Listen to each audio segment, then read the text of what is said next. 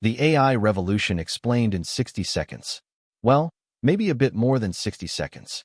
But here's the big picture. For 50 years, building software required specialized knowledge.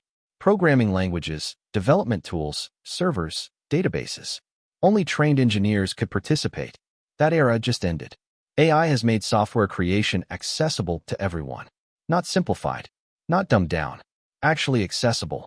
A non-technical founder can now build and ship a real product. A small business owner can automate their operations.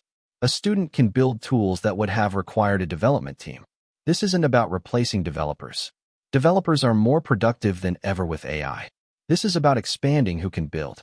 And when you expand who can build, everything changes. Every business can create custom tools tailored to their exact needs.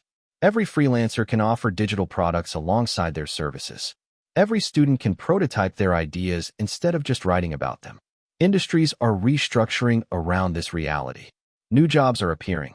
AI product managers, prompt engineers, AI integration specialists. Old jobs are transforming.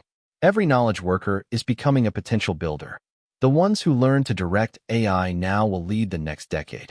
Not because they're smarter, but because they started earlier. This is the biggest economic shift in 50 years. And it's happening right now. More at End of Coding.